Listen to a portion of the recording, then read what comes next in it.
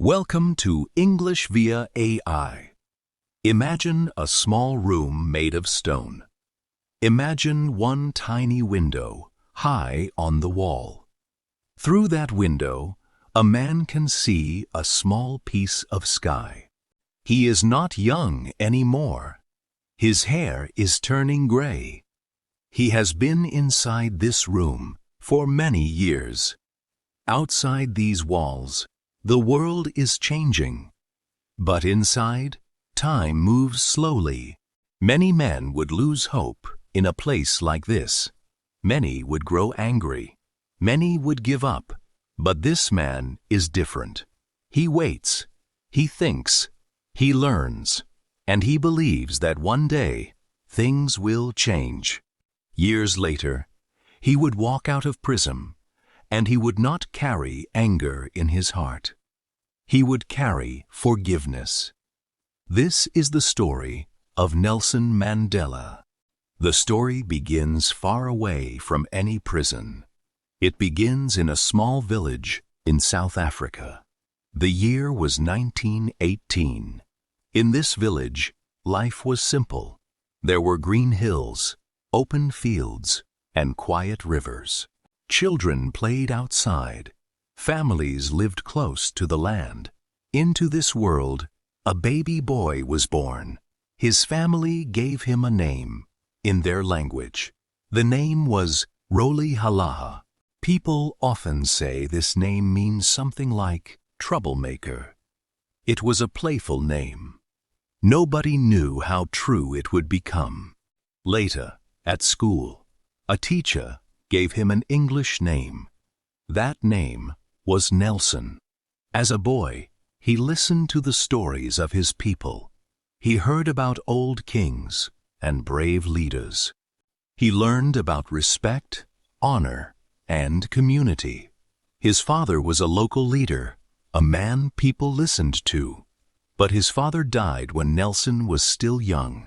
After this loss, the boy was sent to live with a powerful family friend. There, he saw how leaders made decisions. He watched how they listened to people before they spoke. These early years planted a seed. A quiet idea grew inside him. He began to understand that a true leader serves the people. But this was only the beginning. As Nelson grew older, he went to school. He was a serious student. He worked hard, and he loved to learn. Education opened a new world for him. Books showed him ideas he had never met before. He learned about history, law, and justice. He also began to notice something. The world around him was not fair. In his country, people were treated differently because of the color of their skin. Some people had many rights. Others had very few. At first, he only felt this in small ways. A look, a rule, a door that was closed to him. But the more he learned, the more he understood. These were not small problems. They were part of a much bigger system. A question began to grow in his mind. Why? Why should one person have less than another? Simply because of how they look. This question would follow him for the rest of his life. He went on to study at university. There, he met other young people who felt the same way. They talked late into the night. They shared their hopes and their anger. Slowly, a young man was becoming a thinker, and soon, a thinker would become a fighter for justice. To understand Nelson Mandela, we must understand his country at that time. South Africa was a beautiful land. It had mountains, oceans, and rich soil. But it also had a deep and painful problem. The country was divided by unfair laws. This system had a name. It was called apartheid. The word apartheid means separateness. And that is exactly what it created. It kept people apart. Under these laws, people were separated by the color of their skin. Where you could live, where you could work, even where you could sit, all of it was decided by these rules. People with darker skin were treated as less important. They could not vote freely. They could not move freely. They were pushed into poorer areas and given fewer chances. Imagine being a stranger in your own country. Imagine being told that you do not fully belong in the land where you were born. This was daily life for millions of people. And for Nelson, it was impossible to ignore. He looked at this system and he saw something wrong. He saw families kept apart. He saw dreams that were never allowed to grow. Deep inside, he made a quiet decision. He could not stay silent. He had to act. And so, his real journey was about to begin.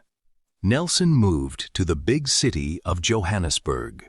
It was loud, fast, and full of life.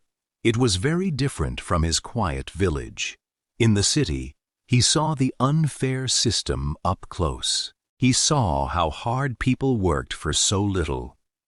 He saw how the laws kept them down. He decided to study law. He wanted to understand the rules of his country. He believed that knowledge could become a powerful tool. In time, he became a lawyer. He opened a law office with a close friend. Together, they helped people who had nowhere else to turn. Many of these people were poor. Many had been treated unfairly by the system. Nelson listened to them, and he fought for them in court. But he soon understood something important. Helping one person at a time was good. Yet, the real problem was much bigger. The whole system was unfair, and, to change it, he would need to do more than work in a courtroom. So he joined a group of people who wanted real change. This group believed in equal rights for everyone. They believed that all people deserved the same dignity. At first, their methods were peaceful. They wrote letters. They held meetings. They asked the government to listen. Nelson found his voice in this work. He was calm, but he was strong. People trusted him, and they followed his words. A leader was slowly being born. For many years, Nelson and his friends asked for change in peaceful ways. They marched, they spoke, they protested without violence. But the government did not listen. Instead, the laws became even harder. Life, for many people, became even more painful. Peaceful protests were often met with force. People were arrested. Some were hurt. The struggle was becoming dangerous. Nelson faced a very hard choice. He had always believed in peace, but the road ahead was growing darker. The pressure on him grew heavier each year. The government watched his every move. They saw him as a threat. His life changed in many ways.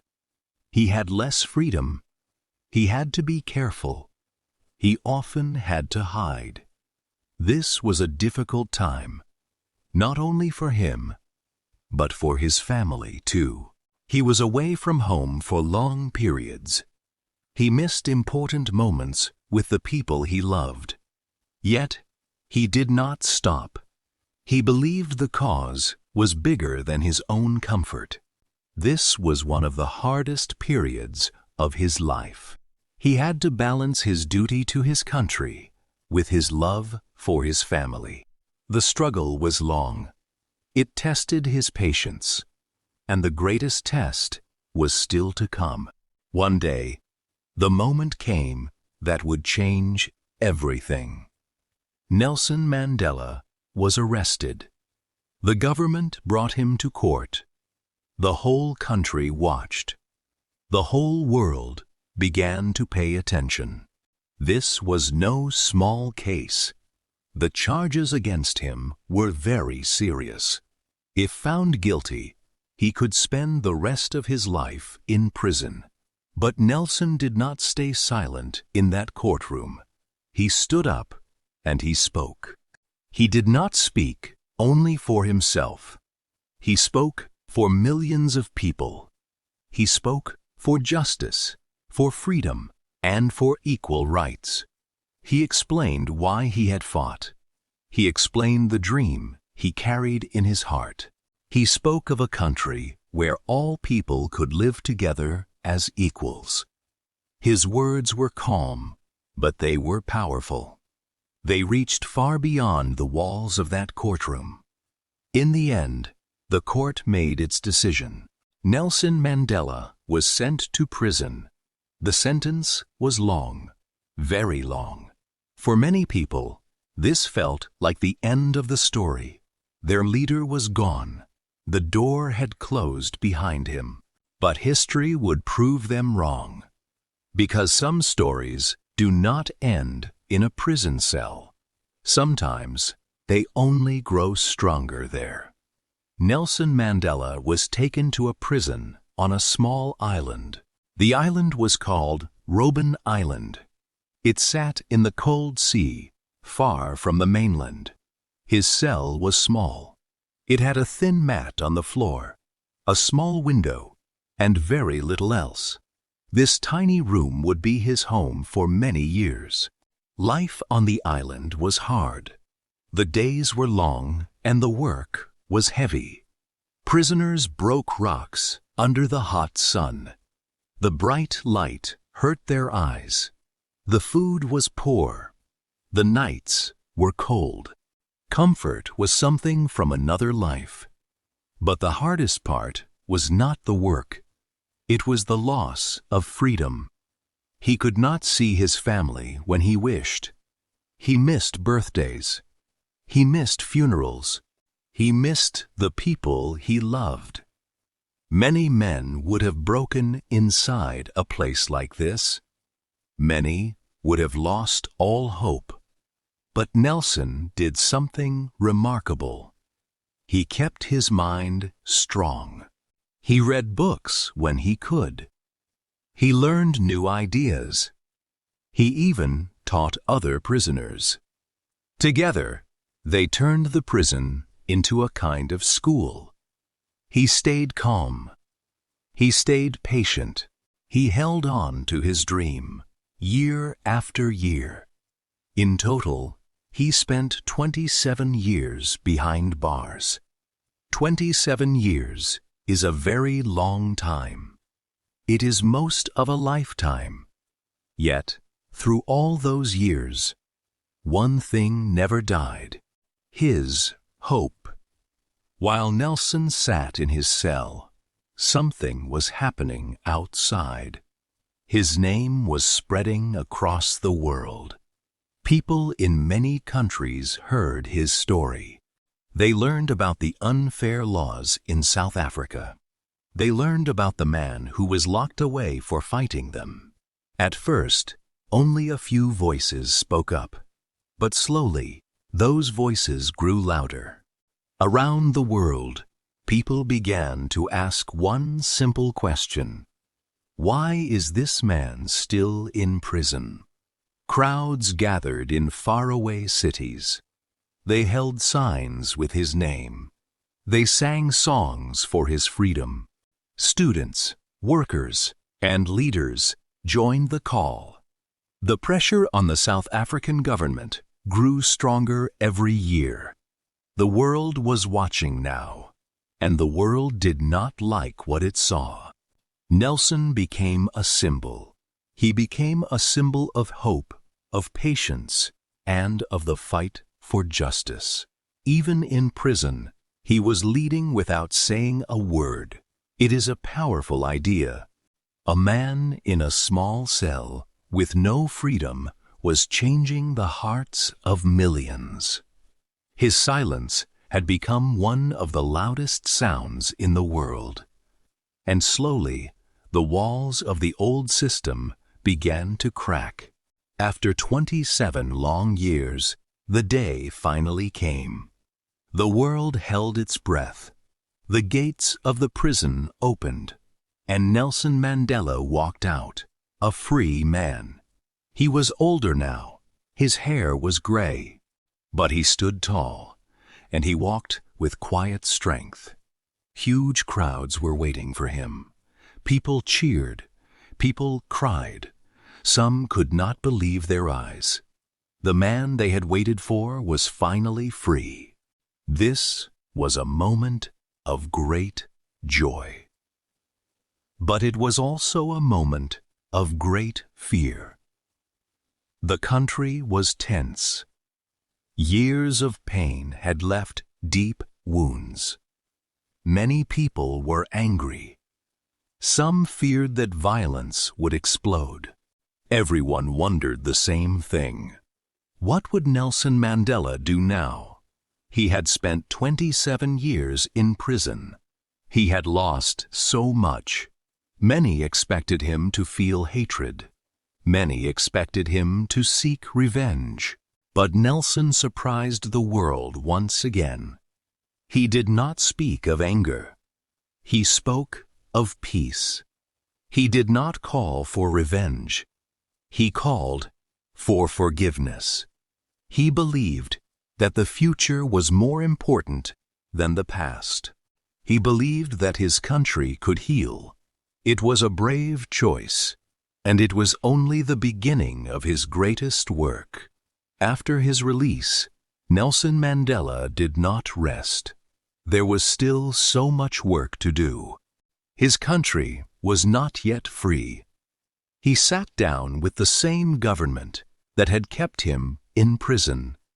He talked with the people who had once been his enemies. It was not easy, but he believed in the power of conversation. Step by step, the old system of unfair laws began to fall. The walls of apartheid finally came down. A new South Africa was being born. Then came a historic day. For the first time, all the people of South Africa could vote. Black and white, together as equals. It was a moment many had dreamed of for generations. The people made their choice. They chose Nelson Mandela.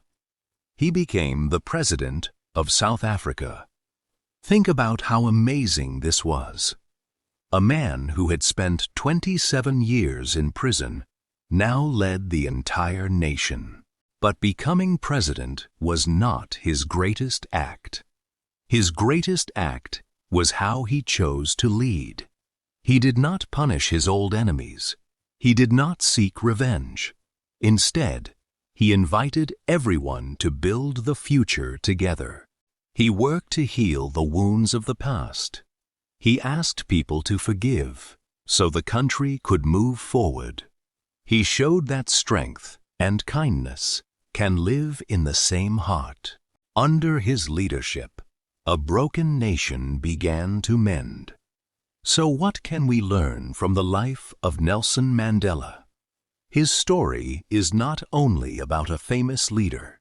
It is about the quiet power inside an ordinary person who never gave up. The first lesson is patience. Nelson waited for 27 years. He did not rush. He did not lose hope. He believed that good things take time. The second lesson is forgiveness. He had every reason to be angry, yet he chose peace over revenge. He understood that hate only creates more pain. The third lesson is steady effort. He did not change his country in a single day. He worked year after year, one small step at a time. This is the most important idea of all. Big change does not come from one giant action. It comes from small actions, repeated over a long time. Nelson Mandela was not born a hero. He became one slowly through his choices. He chose to learn. He chose to wait. He chose to forgive. And in the end, those quiet choices changed the world. His life reminds us of something simple but powerful. Even one calm and patient person can make a real difference. Nelson Mandela passed away in 2013, but his story is still alive today. It lives in every person who believes in peace, patience, and hope. He showed us that the strongest power is not anger, it is forgiveness. And he showed us that change is possible, even after the darkest years. So here is a question for you to think about. When life feels unfair, will you choose anger or will you choose patience and hope? If you enjoyed this story, please like this video, share it with a friend who needs to hear it, and comment below with one lesson you will carry with you. Subscribe to English via AI for more real stories that help you learn English, one journey at a time. Keep learning, keep building vocabulary, meanings and examples from the story. Freedom, the ability to live and make choices without unfair control. Example: Nelson Mandela spent many years fighting for freedom. Village, a very small town in the countryside. Example: Nelson Mandela was born in a small village in South Africa. Justice, fair treatment for all people. Example: he spent his life fighting for justice. Unfair, not equal or not right. Example: the laws in his country were very unfair. Apartheid, a system that kept people apart by the color of their skin. Example: apartheid divided the people of South Africa. Lawyer, a person who studies law and helps people in court.